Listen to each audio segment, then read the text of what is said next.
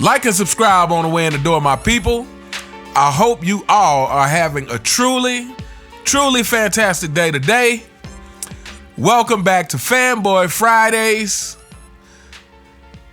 Fanboys, go ahead and click off this one. Go ahead and click off this one. Or don't. So let's get started. You see the title of the video. Has LeBron James been good for basketball? Oh, fanboys, this is a question to you. What good has your king done for the game of basketball? Let's talk about this.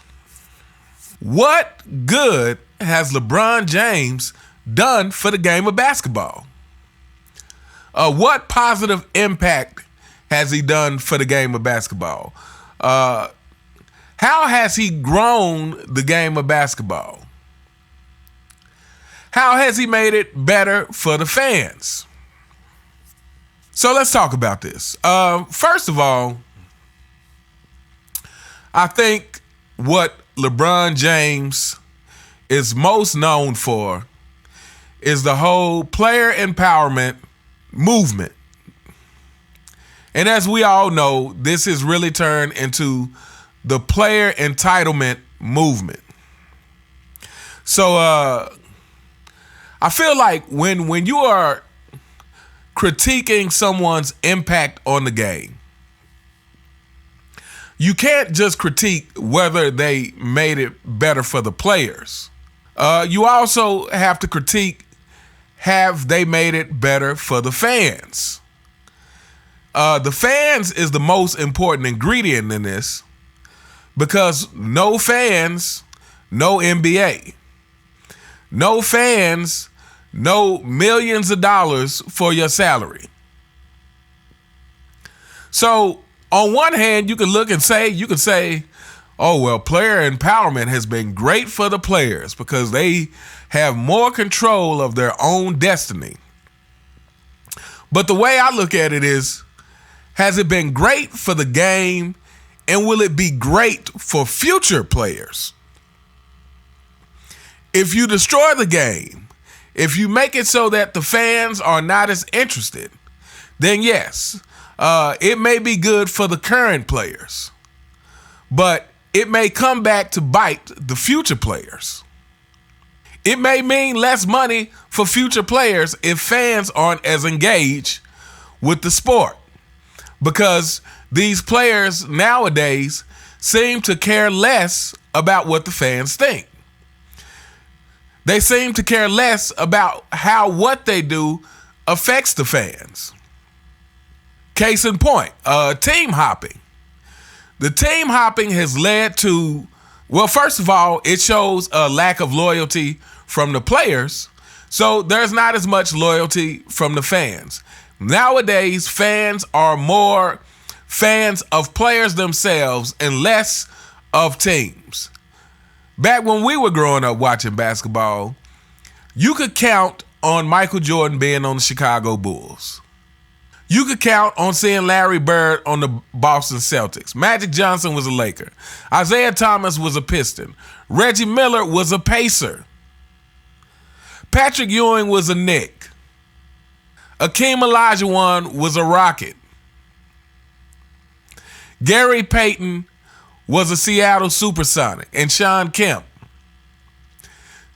You could count on seeing these matchups. You could count on these players spending the majority of their career with one team, and therefore it made the fans much more loyal, knowing that you had your star player and your star player was loyal to the team. That's a big deal. So nowadays, when players can team hop and whatnot, that again shows a lack of loyalty from the players, and that thus translates to the fans.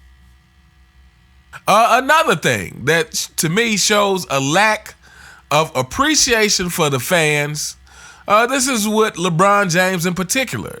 Like I said, lately we've seen LeBron James smiling after a number of losses.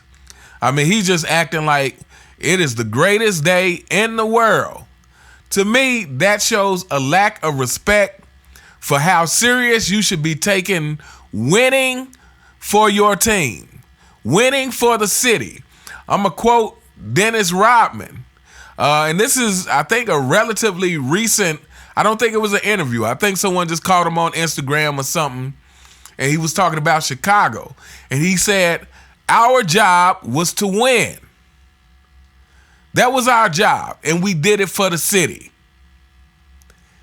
In other words, it was about the fans of Chicago. Going back to Kobe Bryant. Kobe Bryant said, we only hang championship banners. Basically saying that our job is to bring championship banners to the city of Los Angeles. That's what our job is. And he also says, who cares if you think that's not good sportsmanship? We are about winning.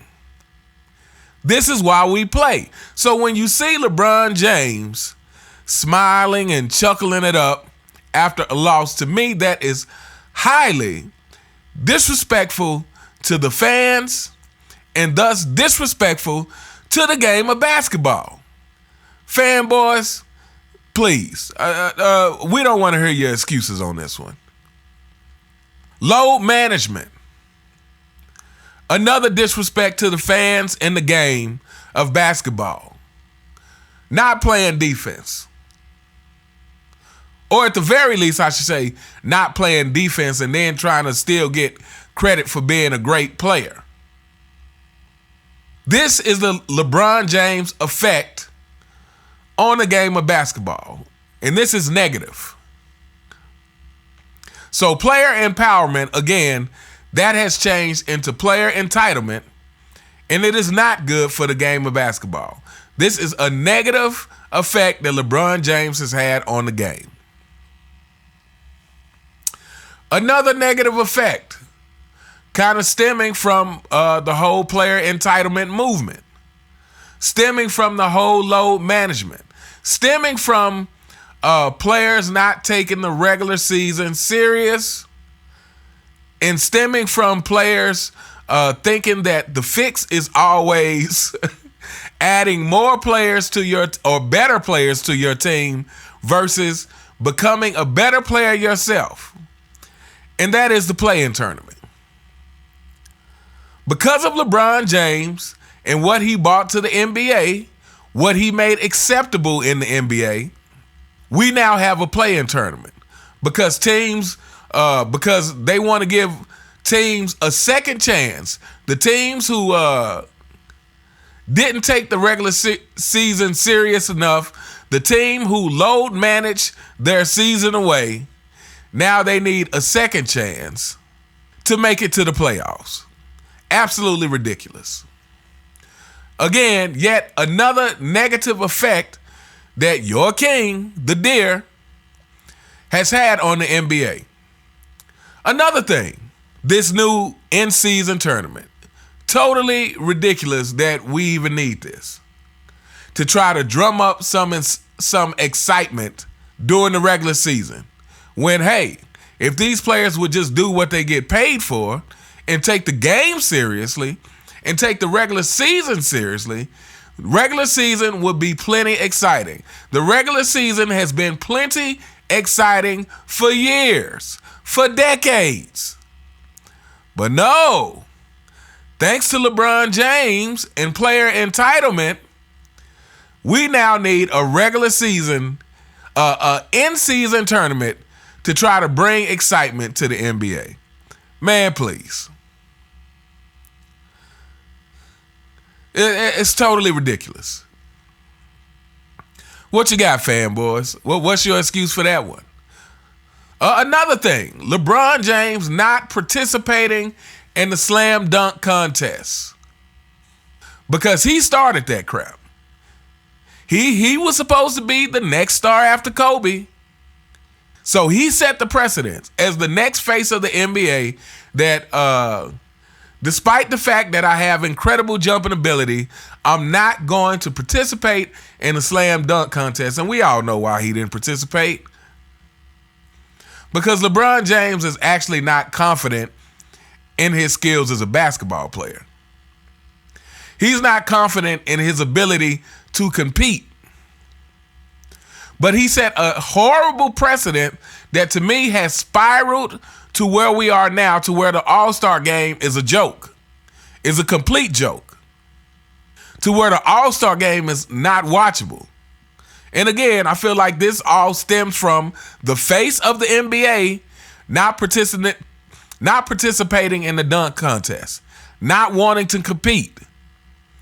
And it has trickled into the All-Star game because LeBron James is part of the All-Star game.